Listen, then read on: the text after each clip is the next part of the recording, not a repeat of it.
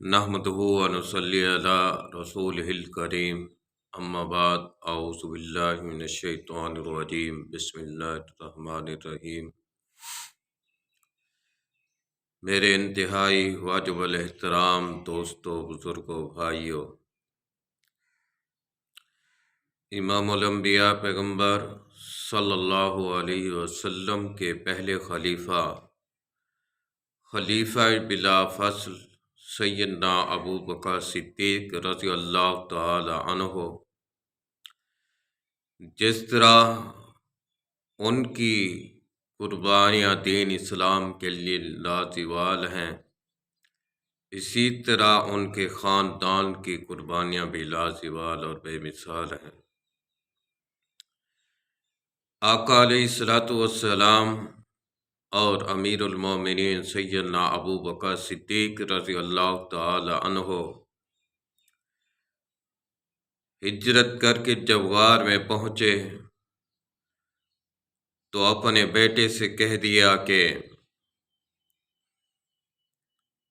دودھ ہم تک پہنچا دینا، اور اپنے غلام سے کہہ دیا کہ تمام مشرکین کے جائزے لے کر وہ بھی ہم تک پہنچا دینا،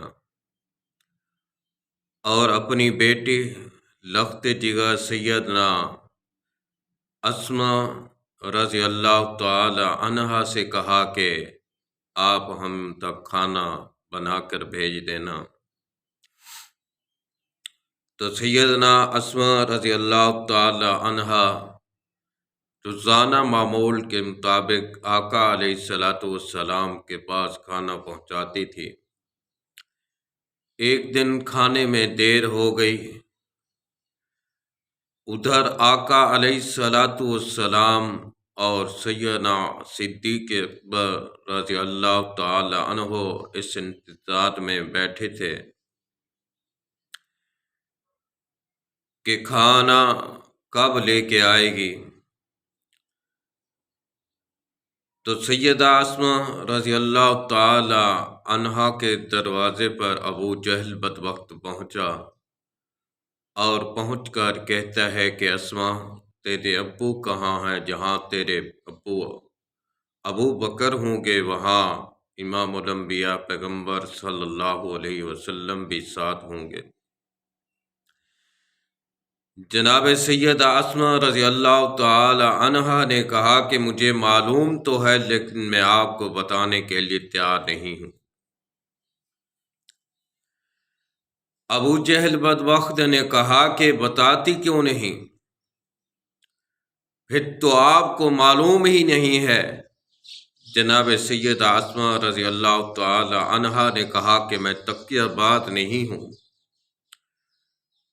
جھوٹ بولنے والی نہیں ہوں، مجھے معلوم ہے، لیکن میں آپ کو بتانے کے لیے تیار نہیں ہوں۔ اس بدبخت ابو جہل نے سیدہ اسماء رضی اللہ تعالی عنہا کو کہا کہ اگر آپ نہ بتائیں گی تو میں آپ کے چہرے پہ تھپڑ ماروں گا۔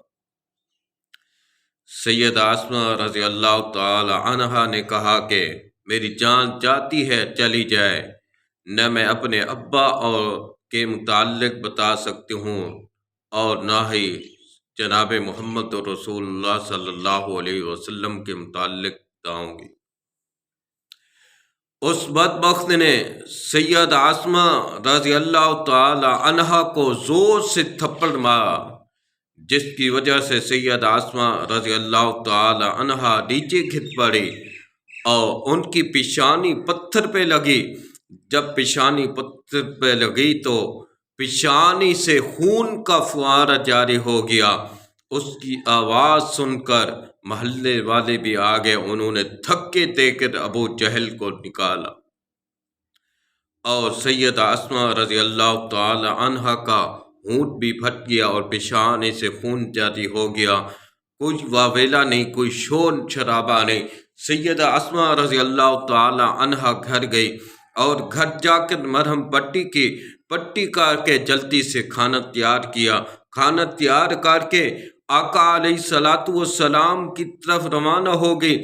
6,000 بلند فٹ پہاڑی کے اوپر چڑھ کر جب غار میں پہنچی، آقا علیہ الصلوۃ والسلام بیٹھے ہیں، صدیق اکبر رضی اللہ تعالی عنہ بھی بیٹھے ہیں، اور سیدہ اسماء رضی اللہ تعالی عنہا نے اپنے چہرے کو چھپایا ہوا ہے۔ کملی والے نے جناب سیدہ اسماء کا چہرہ دیکھا، دیکھ کر ان سے پوچھا کہ بیٹی یہ کیا ہوا ہے؟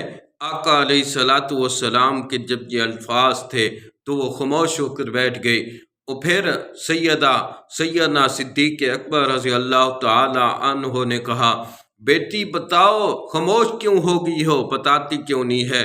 سیدہ اسماء رضی اللہ تعالی عنہا کہتی ہیں، آقا جب آپ روانہ ہو چکے تھے ہجرت والے دن، جب آپ روانہ ہوئے غار کے اندر، غار کی طرف، جب آپ غار میں پہنچ چکے تھے تو ابو جہل پیچھے سے آیا اور میرے دروازے پہ دستک دی، دروازے پہ دستک دے کر کہا کہ اسماء بتا تیرے ابو کہاں ہیں؟ جہاں تیرے ابو ہوں گے وہاں آمنہ کے لال بھی ہوں گے۔ میں نے کہا مجھے معلوم تو ہے لیکن میں بتانے کے لیے تیار نہیں ہوں۔ تو اس بدبخت نے کہا کہ تجھے لگتا ہے معلوم نہیں، تو جھوٹ بول رہی ہے۔ میں نے کہا کہ میں تکیہ بار نہیں ہوں، صدیق کی بیٹی ہوں، سچ بول رہی ہوں۔ اس نے کہا کہ بتا وہ کہاں ہیں دونوں، اگر نہیں بتائے گی تو میں تجھے تھپڑ لگاؤں گا۔ یا رسول اللہ صلی اللہ علیہ وسلم، اس بدبخت نے مجھے تھپڑ مارا، اور تھپڑ مارنے کی وجہ سے میں نیچے گری، میری پیشانی پتھر پہ لگی، اور پتھر پہ لگنے کی وجہ سے میری پیشانی سے خون کا فوارہ جاری ہو گیا۔ آقا لوگ اکٹھے ہو گئے میری آواز سن کر، اس کی تھپڑ کی آواز سن کر لوگ اکٹھے ہو گئے۔ انہوں نے ابو جہل بدبخت کو دھکے دے کر باہر نکالا اور مجھے گھر بھیجا۔ آقا میں کھانا لے کے پھر آپ کی طرف آ گئی ہوں۔ آقا علیہ الصلوۃ والسلام نے جب یہ الفاظ سنے اور سن کر سیدنا ابو بکر صدیق سے کہا، ابو بکر تو بھی وفادار تھا اور وفادار ہے، اور تیرا گھرانہ بھی وفادار ہے، تو نے بھی قربانیاں دی ہیں اور تیرا خاندان بھی قربانیاں دے رہا ہے۔ ابو بکر دنیا کے اندر میں نے لوگوں کے احسان کا بدلہ ادا کر دیا ہے، لیکن تو واحد شخص ہے کہ کل قیامت کے دن اللہ رب العزت تیرے احسان کا بدلہ خود ادا کرے۔